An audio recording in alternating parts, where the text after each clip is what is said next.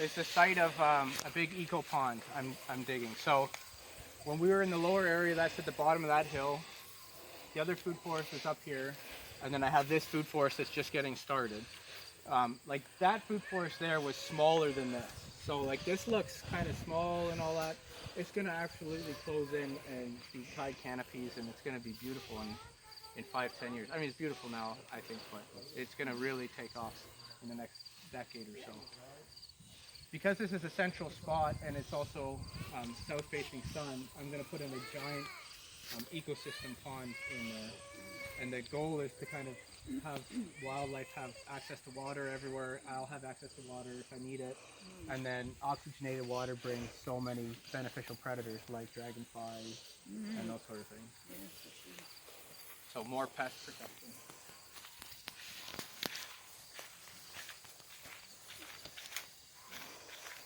So then this is, I just kind of started this. I want to get rid of all those cedars, so I wanted to make a big pergola here. I was just working on this like last weekend, for example. These are like gills. This I all inherited this, so there's a lot of ornamentals in here. But like I snuck apricot and comfrey, and there's like, you see, I got to get some of my onions. Like there's onions everywhere in there that I got to get at.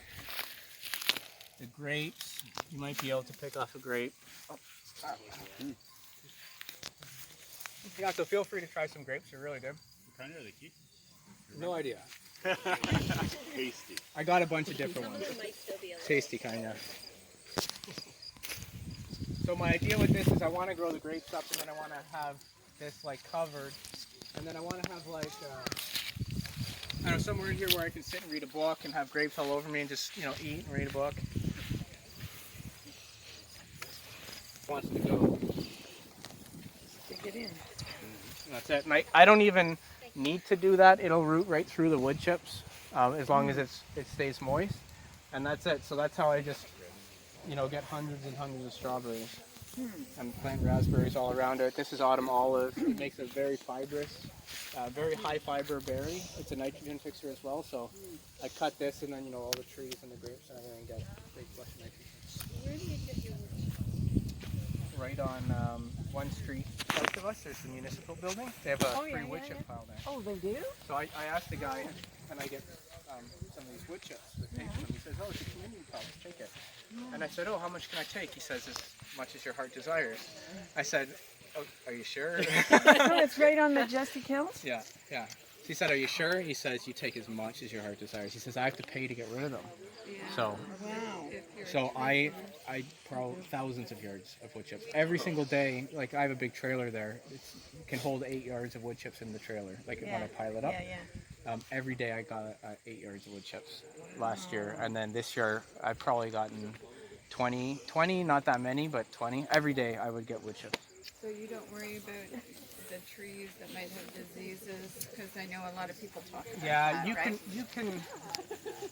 The thing is if I did, then I can't get anything done. So I have pockets of areas where some things are maybe not growing, and I think that, like, it could be they chipped up a bunch of black walnut and there's a bunch of juglone in there, or like who knows, or there's a disease. But for the most part, if there's a disease on a tree that they chipped and it's all local, I probably have it anyways. Yeah. I mean, I think you can think about that, but at the same time, as soon as you do, you're not getting anything done now. I know, I just, because the guys at the college down at the Center for Food were saying they have like a policy where they have to have clean wood chips or whatever, but you know. Which is nice if you can source that. But Not everybody like, can. I want to do, every year I'm expanding, so I can't do that if I have to pay for anything. Everything has to be free. Like everything. Like I buy a couple trees at the end of this auction, but everything else is upcycled and it's free. So. Okay, so I have a well here, which is nice. It's an artesian well. So an artesian well is when there's 2 plates of stone and there's a gap between it. Water will kind of get in between there, and it'll get pressurized by the above stone. This whole area is basically 2 slabs of granite on top of each other. So everyone around here has an artesian well. And an artesian well, if you drill into the stone and you access that pressurized water source, it just jumps up like an oil rig or whatever. How deep is it? How deep is your well? I don't know. I think, oh, you know what? I think they replaced the pump because it was like 30 years old, and I think they went down 75 feet. So this is the outflow here. This runs 24/7, 365. Wow. Now this was a curse when I first got here because everything downstream of this was flooded, saturated, and how can I plant in like a swamp? So what I've done is I've done a lot of work to root it down the side of this hill, and now I'm running it into a wetland system. So I'll kind of show you this system now. So I figured the best way to deal with the water is just to get as many trees soaking and sucking it up as possible. So I want to wind it back and forth along my land. So why not make the pond over here? Yeah. The pond which you are talking about over there. Oh, because I wanted to put it here, but we're gonna make like an eco pond that my kids can swim in. Okay. So like right next to the house is really nice. We can do a barbecue area, that kind of thing. I've dug a pond over here myself, but I want to get an excavator in. Is the water drinkable? We get it Like tested this every year and it's drinkable, but I wouldn't want to bet on it, so I would always boil it. Yeah. And then I want to run it through like a wetlands filter, like cattails and reeds to filter it out, and then have it in a holding pond, and then I can, at least it's been filtered from, there's a lot of iron in the water, that sort of stuff. You And can like have a fish farm over here. Yeah, that's the goal. That's the goal. That's long term, lots of goals. Yeah, lots of goals. So this is a hugelkultur bed. So I don't know if anyone knows hugelkultur. It's basically a buried wood core bed. Hugelkultur actually means hill culture. So typically people will dig a hole out and then put wood in it. They'll call that hugelkultur. It's kind of not really, but you're not going to nitpick it. This is basically a bunch of birch and cedar, which isn't the best because cedar's got fungal resistance. That's why it lasts forever, and fence posts and stuff. But piled up, and then there was a bunch of vegetable scraps that we got from someone that we wanted to stop it from generating methane and turn it into soil, grow food out of it. And then the shredded leaves from my 2,000 leaf bags. So this was this tall when I put it in. So it's funny how it just shrinks right down. And then I planted, this was just filled with corn. So it looks empty right now, but this was just, not corn, garlic. So my son is planting food. Like we ran the veggie stand at the bottom of the driveway and made some money. So he said, I want a piece of the action. Yeah. So he spent, what did you spend? $150 or something? $100? Not even 75 bucks? 80 at max. So he's bought $80, mostly bought corn. That veggie garden at the side of the house is all his. So I taught him how to do it and we did it together. He bought 2 fruit trees. So you got 2 pear trees. So like those are, they're always going to be his pear tree, which is nice. So this is hugelkultur bed. For now I'm growing, it's bacterial dominated because it's going to take a while to turn over into compost. So I'm growing stuff like melons in it. Bunch of ornamental stuff, jewelweed that I scattered here that came up. This will transition to very, very heavy fungal dominated bed. So this is going to be really good for starting root cuttings of trees. So every time I prune trees, I'm just going to plug. And if 99 out of 100 of them die, but I get one that lives, then I have a free tree. So that's what I'm going to use this for. Yeah, there's wild thyme everywhere. What's that, sorry? Mulberry back Yes. there? Is that a volunteer? I think so. Yeah, look, there's a bunch. Like 3 or 4 nice. Yeah. Just That's black walnut.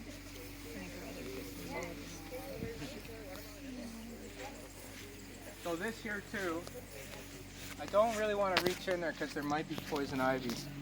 But this was a leaf bag pile this tall. So this is where I used maybe 600 bags of leaves in the gardens, and everything else went here. So this is somewhere around 1,200 bags of leaves went in here. It was just absolutely massive, and it's really compressed down. It's about 3 years to make leaf mold, so this is going to be some of the best soil imaginable in here in another 1.5 years. But you can already see, like, some plants are pretty happy to live there. I thought it would stay as just a big pile of leaves, but Pines. so just heads up, really bad poison ivy on the side here. Yeah. Yeah, so speaking of blueberries, people say pine leaves have a pH of about 2.1, and blueberries want about 5.2 to 5.7 pH. So people say if you make blueberries, put pine needles down. The problem is that pine needles take a really long time to decompose, and if you measure the soil away from pine trees, it is acidic really close to the pine trees. It gets it's very, very quick until it recovers. So putting pine needles down for blueberries it's kind of like trying to pee in the ocean and warm the ocean up. So it's like it can work, but like if you want to do blueberries, I would suggest like doing them in pots with like aluminum sulfate or azalea fertilizer. Probably would be better in pots, but out back where I grew up, we had nothing but pine trees, Yeah. and So they that's just when grew it's good. naturally, right? So like They when were like covered. where you have pine trees and you have leaf litter coming down for hundreds and thousands of years, you're gonna get the pH that you want. But if you have a soil pH Yeah, of you like just kinda 7 and then you scatter bring them. some pine needles, It's it's not not gonna about do scattering anything. it around, it's Yeah. about Growing it putting where them it where should. they already Bang. were, right? Yeah. So these are like an example of saprophytic mushrooms. So if you have stuff like that coming up after a rain in your garden, people will like try to get rid of them. You're never gonna get rid of them because like that fungal network, like you never. Oh, you can't really see it that well. Like you're never gonna get rid of it because it's one cell wall thick, the fungal mycelia. So like you're never gonna get rid of them, but you shouldn't try to because they're actually really good. Coming from that well. Yeah, so the pond overflows down here, and then I've turned it. I'm trying to wind it back and forth, and I brought the blueberries up because where soil gets anaerobic, you get a bunch of acids building up. So typically, right along stagnant bogs, you'll get the soil around the bog will be very high acidity level, and it'll taper off as you go further away. So what I wanted to do with this area is create like a winding stream, and there's no liner in this, and then all these beds are kind of like wicking beds, and there's going to be a moisture profile, so it's going to be fully saturated soil, and then it's going to go up because they're raised beds kind of on contour. It's going to go up and it's going to be very dry at the surface. So this way when you plant into it, the trees themselves will kind of set the roots to the depth of the moisture they want. It's like a natural balancing mechanism. But then also the soil pH will vary. So I've planted a bunch of blueberries in here, and they're actually doing really well. You can tell if blueberry leaves are red, that's the pH difference because it can't uptake iron because the pH is blocking the iron uptake. So if you have red leaves on your blueberries, your problem's soil pH. And these ones, I just planted them this year, but so far like there's a little bit of spotting of red, but it's doing pretty good. And then, so there's trees all planted in here. There's like serviceberry, a bunch of just random weeds, like weed leaves that I scatter, clover. There's lupine, which is a nitrogen fixer, hascap, and then I have peach trees that I planted. So 1, 2 peaches. I have figs down here. So I'm trying to push zone here. Figs are like a zone 7-ish. This is a Chicago cold hardy fig, so it's about zone 5. But how this works is if it gets down low enough, the fig will die to the root, like right to the ground every year, and it'll regrow. This fig in particular will fruit on 1-year-old wood, so it can regrow from a dead stump and then fruit still. It's like one of the only figs that'll do that. So I'm hoping that I can get this thing to live through the year, but if not, I should still be able to get figs. Mine does. Does it? It's true, yeah. So you might have a Chicago heart. Oh, yours lives through. Yeah, but it goes down flat to the ground and then it comes up from there. Right. Yeah. So that'll be like that. So Yeah. the roots live, right? Yeah. Yeah. Yeah. So I'm hoping I can keep it alive. Yeah, But Dennis if the love it. roots live, then that's kind of good enough. I figure here there's thermal mass. So in the winter time, it'll be a sheet of ice -55, but the water's still running and the water's constantly coming in, and it's at you know, like 1 degree Celsius. Outside is -55 degrees Celsius, so it's constantly running and soaking and pulling the, like adding heat to the system. And I've lined it with a bunch of thermal mass, big giant rocks, so that it in this, like when the sun hits it, it warms up and holds as much heat as possible to help it get through the night. So this should be like a microclimate where it might be like a zone 6 down here, I'm hoping, and maybe I can, so and I moved my persimmon down here as well, so hopefully I can get the persimmon to grow.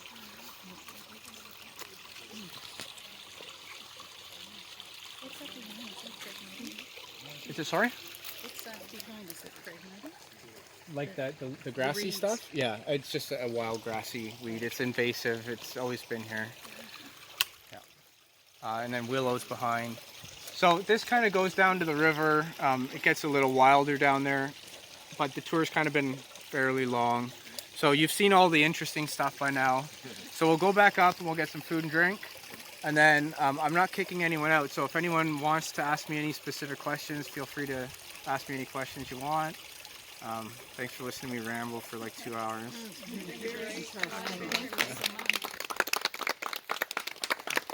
So, sorry, one thing I want to mention. Sorry? I guess you've earned your tree now. Yeah. It's on your front porch. So I have to plug my YouTube channel. I have a YouTube channel called Canadian Permaculture Legacy.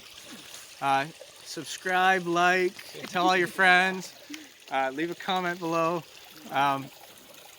And then the goal of the channel is, like, I want more people aware that they can do this on small scales in their backyard. They can put, like, you can put together a small little fruit guild in a 5x5 square in your front lawn. There's things that you can plant that are very ornamental. Like the Jerusalem artichokes are so ornamental. And herbs and stuff, you know, at the very least, if you just plant a bunch of herbs for bees and help save the bees, you know. So I hope everyone from here saw something in here that they like, that they maybe want to do and try at home. And then the goal with the channel is to show that, like, I got a full-time job, I got 3 kids, they're in rep hockey. When hockey starts, and it started already, my wife was at hockey with my kids. It's in middle of August and hockey's going full blast. We have like 15 to 20 hockeys every single week. So I get home from work and I want to get out here and I can't, I gotta go. We're splitting up and going to hockeys and stuff. So, you know, if I can do this in 3 years, you know, you can do it. I'm always frustrated about how little I get done in a week or a month. I'm so frustrated. I want to do all this stuff and I can't get it done. But then when I look back at what I've done in a year, it blows my mind how much the world, like that, my land has changed. And then when I see the life move in, like we had a fox at the bottom of our thing, we had owls, we have wolves now. Apparently bears were seen, but I think they're like around. So there's all this life that's around, but like the food is here, so it's coming in. And like I went from having a couple bunnies to I have hundreds of bunnies now. And I went from hating that to actually liking it. You know, so they eat some of my stuff, but I get to garden and walk around. I was picking raspberries the other day and a bunny had his feet on my boot and it was eating clover next to me while I was picking raspberries. Like you can't buy that. Yeah. So I want to show people, you know, how much fun this can be to be outside and grow your own food. Yeah. So thanks for coming.